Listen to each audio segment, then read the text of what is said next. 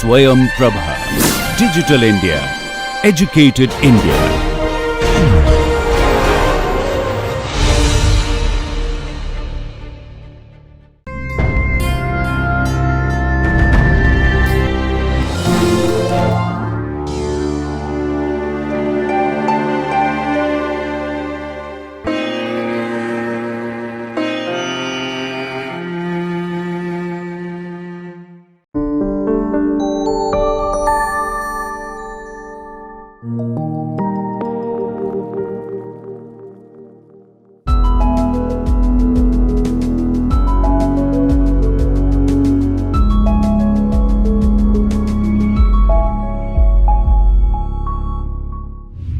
So, good day everyone and welcome to these lectures on disinfection that we have been continuing since last two lecture for water treatment, and through disinfection we are able to remove various types of pathogens out of water before we can use the water for drinking or for other uses. Now, we have learned that different types of chlorine compounds are used for disinfection. So, along with the chlorine we can use ozone, we can use ultraviolet radiation and some other types of compounds as well for disinfection.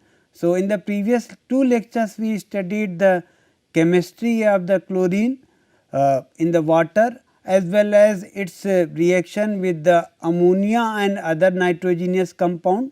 We also studied half reactions or redox half reactions via which we can calculate the oxidizing power of different chlorine compounds, and thus we can compare different chlorine compounds with respect to their potential for oxidizing different types of pathogens in the water as well as other organic compounds. So, going further we will try to learn the mechanism of disinfection of these compounds and how they work. So, the mode of action by which disinfections inactivate or kill microorganisms, this depends upon a number of variables. So, and this will also depend upon the type of microorganism which is present. So, we can classify this type of microorganisms into two broad categories, either bacteria or virus. Okay. So, we will be limiting this discussion with respect to these bacteria or virus. Now, the chlorine if it is added, so chlorine will penetrate into the bacterial cell and thus it will inactivate that bacteria. So, this is there. In bacteria the respiratory, transport and nucleic acid activity all get affected when chlorine penetrates via its bacterial cell. So, thus it inactivates the bacteria. So, this way it is able to inactivate the bacteria and its potential for pathogens etc. is totally removed.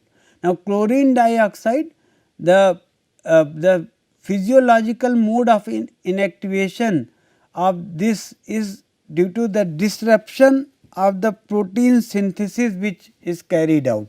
So, it disrupts this protein synthesis capability, and because of that the viruses or bacteria get inactivated. Now, disruption of capsid functions also inactivates the viruses.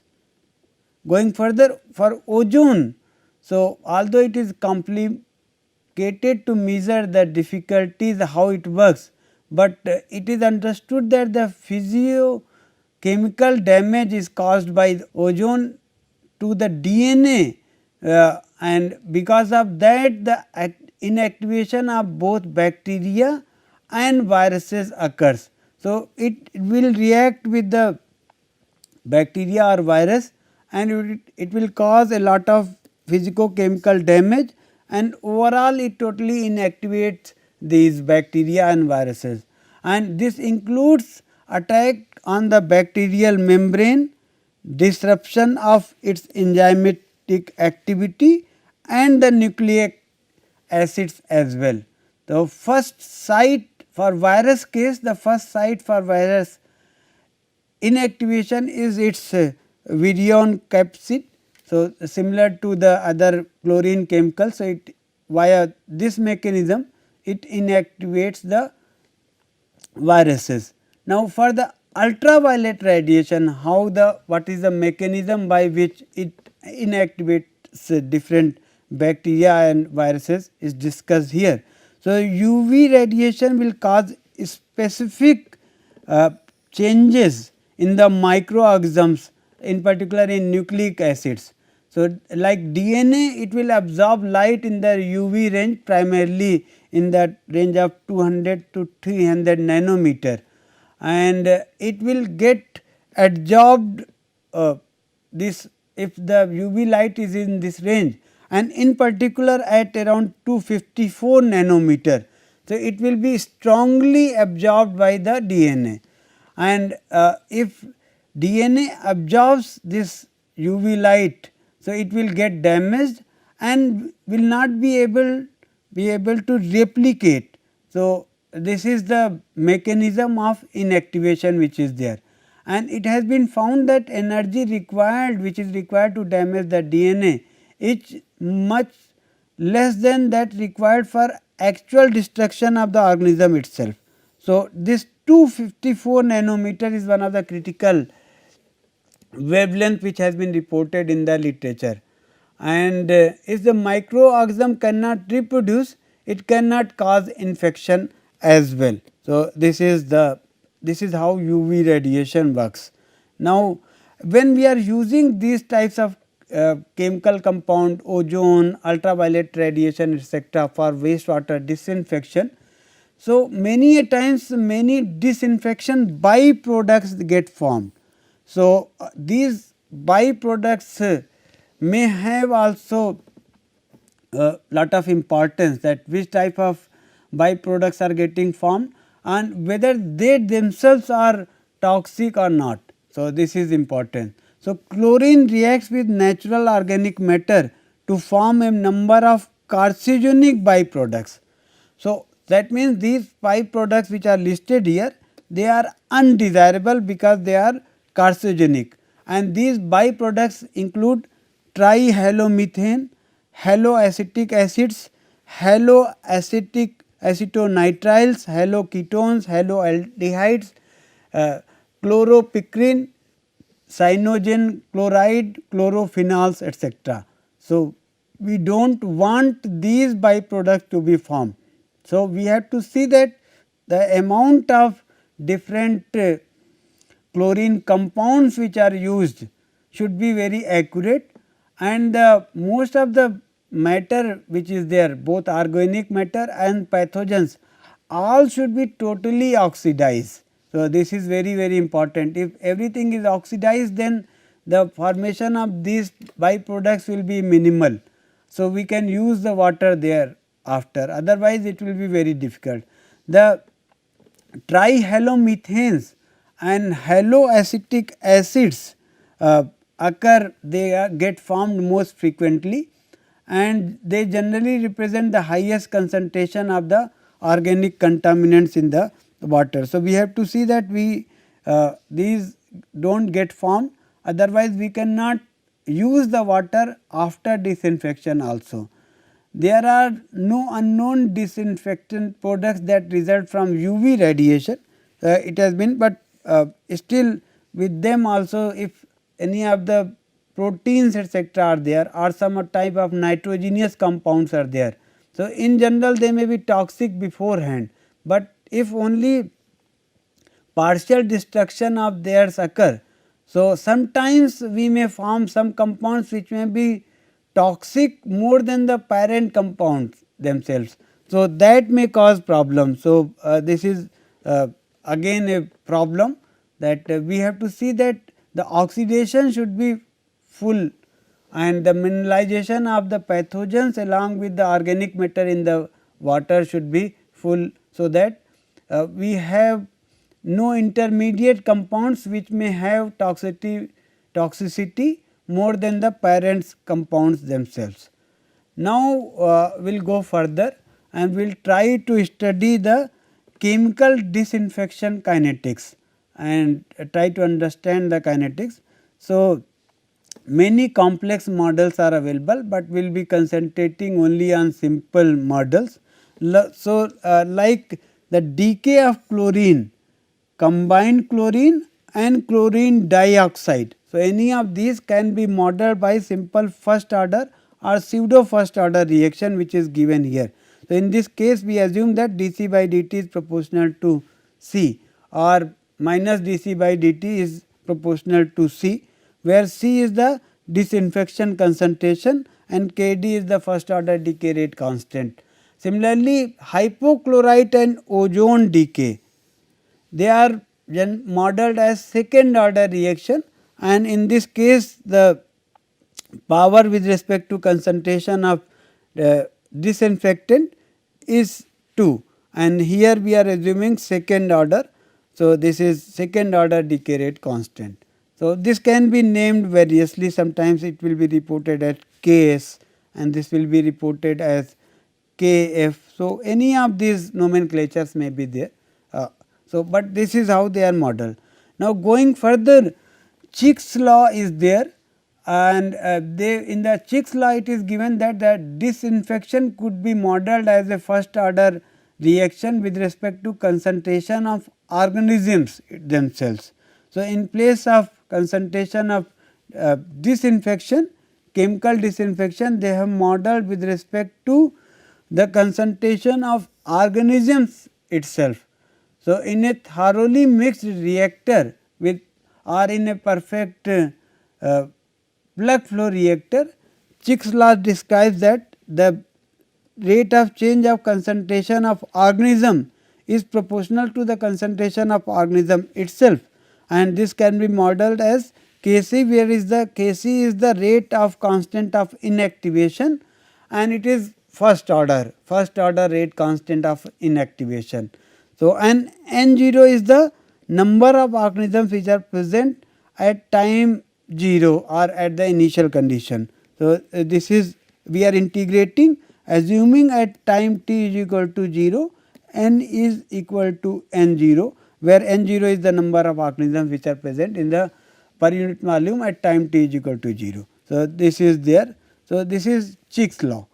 Now, then there is another model which is called as Chick-Watson law, and under Chick's law it does not considers the concentration of disinfection. So, and it is obvious that the disinfectant concentration has a marked effect.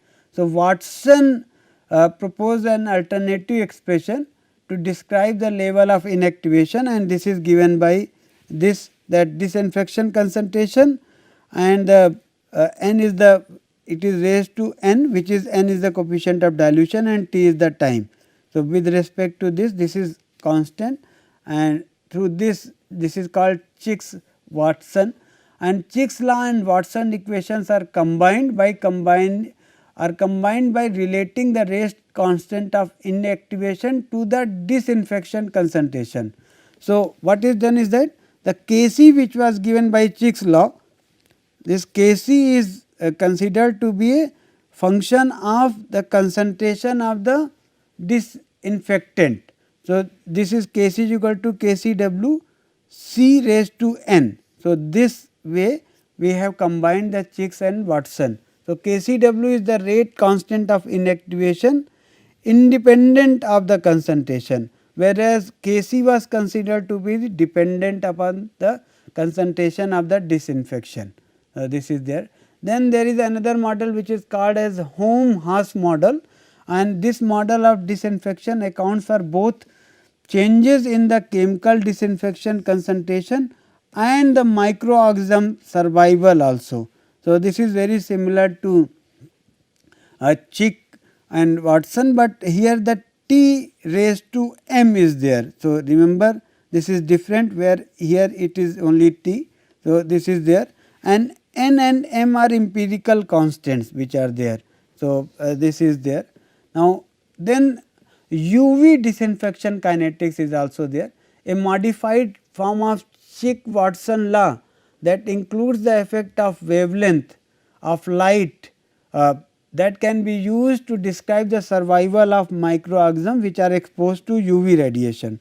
So, under that condition the dN by dt is proportional to n, and that proportionality constant is called as effective germicidal intensity of UV radiation with respect to wavelength lambda, and its unit is milliwatt per centimeter square, or appropriate units can be used.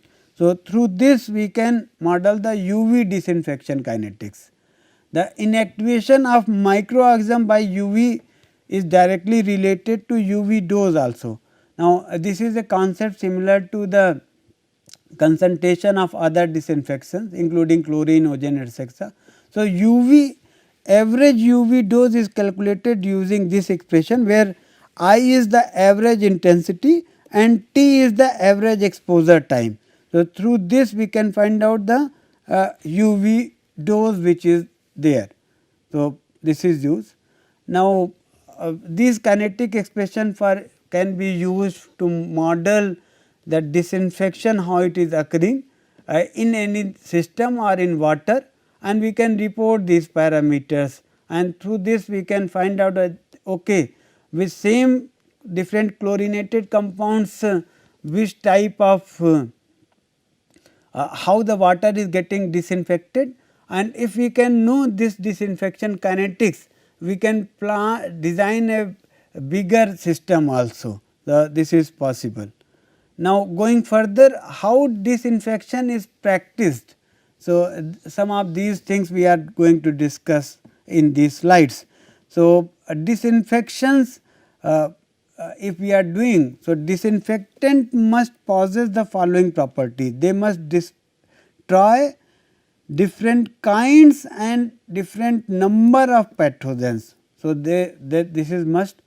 They may be introduced in the water with a practicable period of time over the expected range in the water temperature. So, we can expect the water temperature.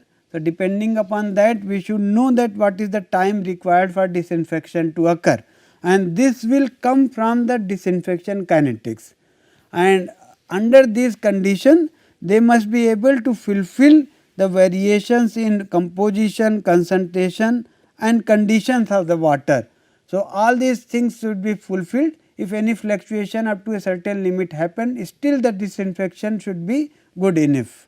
So, this is there, and these disinfectants must neither be toxic to human beings or domestic animals or non unpalatable or otherwise objectionable in the concentration required for disinfection. Their strength or concentration in the treated water must be determined easily, quickly, and we should have a proper available data for that. So, this is there, and also the cost must be reasonable. So, this is another thing.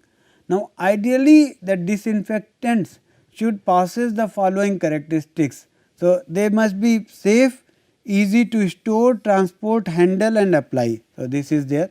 They should be persist in sufficient concentration to provide residual protection against possible recontamination before use, because this is not a normally attainable property. So, we have to cross check this. The disappearance of residuals must be a warning that recontamination may have taken place. So, this is possible. So, this we have to cross check before using the disinfection that they possess this particular characteristics and they are able to perform this. Then there are certain regulatory contexts are also there. So, selection of appropriate disinfection strategy for water treatment requires a balance of three driving forces. So, providing water free of pathogens.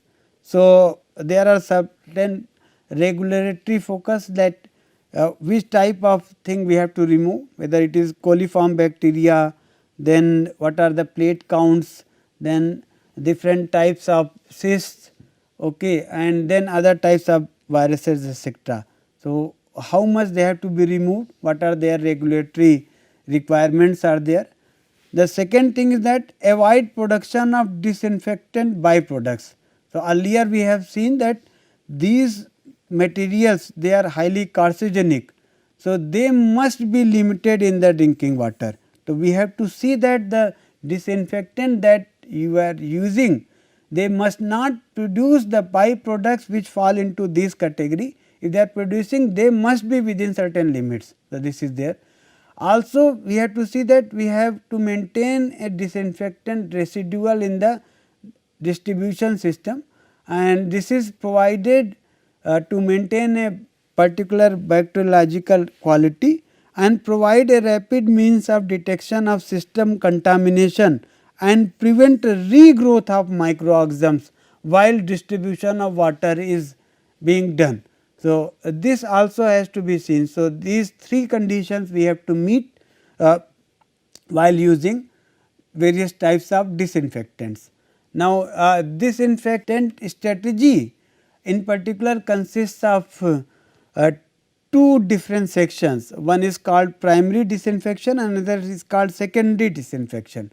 And so, in the primary disinfection, it is used for microbial inactivation, and in the secondary disinfection, it refers to the disinfection which is used in the treatment system, and its objective is to provide disinfection residual in the distribution system, where while transporting the water no recontamination should occur. So, this is a strategy which is given here, a generic strategy for selection of new disinfectant for treatment of some particular wastewater.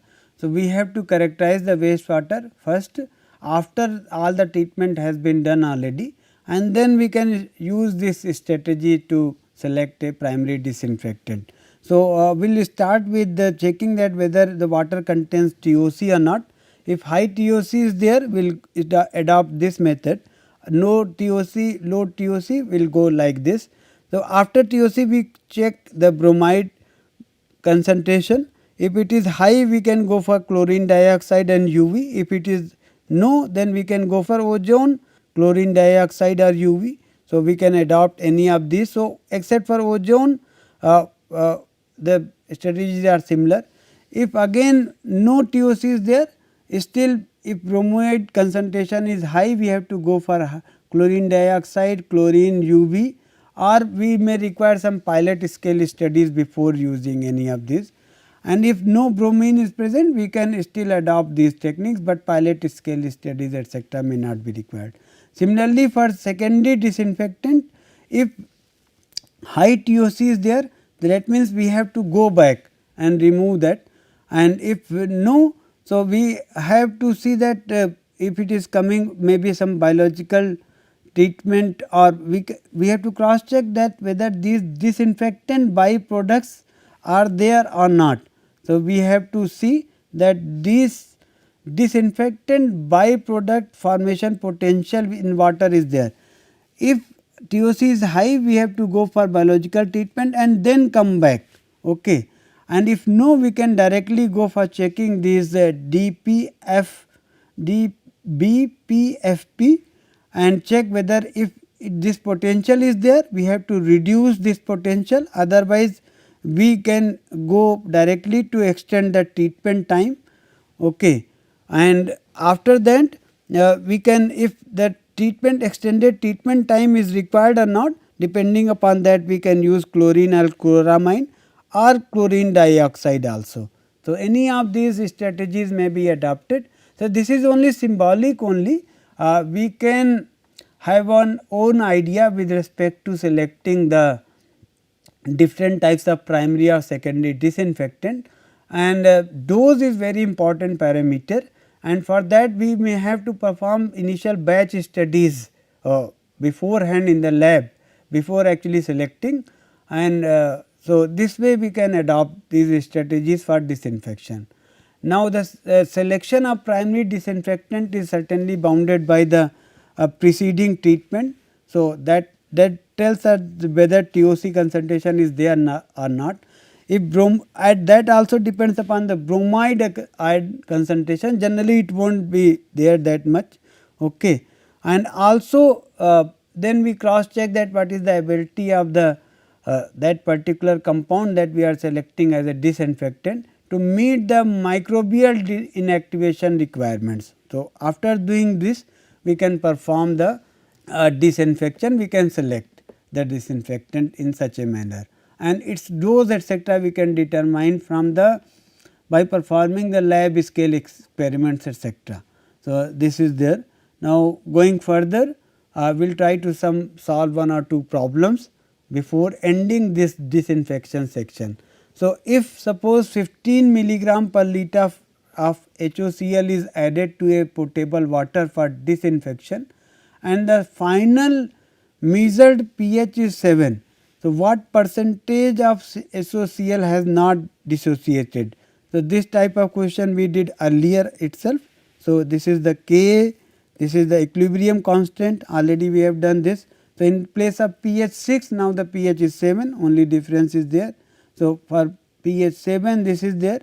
So, we can find out, and after, because the concentration of total concentration of chlorine will be sum of HOCl and OCl minus. So, using this particular equation which is obtained, we can calculate and we can see that okay 77.6 percentage of the HOCl is available. At pH 6 it was 97. So, understand with only one unit change the amount of HOCl has decreased from 97 or 99% to 77%. So, this is a tremendous decrease and we can perform such calculation. Then there is, this is the second question which is given here. The chlorine consumption in the treatment of 10,000 meter cube per day of river water is 6 kg per day. Okay. So, this is the chlorine consumption which is there for treating 10,000 meter cube of water per day. Now, the residual chlorine after 30-minute contact is 0.4 milligram per liter. So, this is given and this is available. So, calculate the chlorine doses in milligram per liter and the chlorine demand of the river water. So, water treated per day is 10,000 meter cube. So, this is equivalent to 10,000 meter cube into 10 raised to 3 liter. So, it becomes 10 into 10 raised to 6 liters or 10 million liter. Now, chlorine consumed per day is 6 kg is given here. So, 6 million, the 6 kg is equal to 6 million milligram. So, this we are doing so as to understand what is the chlorine requirement. So, chlorine used per liter of water is 0.6 milligram per liter. Now, the residual chlorine left after 30 minutes is given. So, it is 0.4 milligram per liter. So, that means the actual chlorine demand which is there is only 0.2 milligram per liter. So, this is there. So, we have to see that whether we should use this much amount of chlorine or not. So, this is we can we have to cross check that whether it is essentially required, because the amount of residual chlorine left is high. So, we can cross check this way. So, we have used several references in preparation of these slides with respect to disinfection. You can go and study any of these. Now, we have studied the disinfection in detail in last 3 lectures including the today. We found that many chlorinated compounds, chlorine related compounds, ozone and UV radiation can be used for water disinfection, and we studied the chemistry of the chlorine with respect to water with ammonia and other nitrogenous compound. In addition, we understood the ozone chemistry as well, how ozone is generated etc. Similarly, we understood the UV radiation and its generation and its uses for disinfection.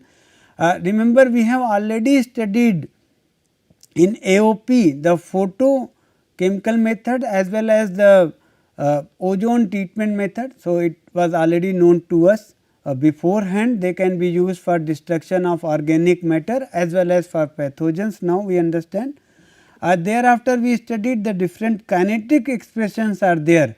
So, we can perform the batch data, and from that we can use the kinetic expressions to find out the parameters, and once we find out the parameters we can use the kinetic expression for actually designing a disinfection reactor. So, this can be used, and finally, we have tried to learn how to use or select the different types of disinfectant depending upon the total organic matter, bromine concentration, pH etc. of the water that has to be disinfected. So, this through this we will end this section. So, you can refer to any of these references for. Thank you very much.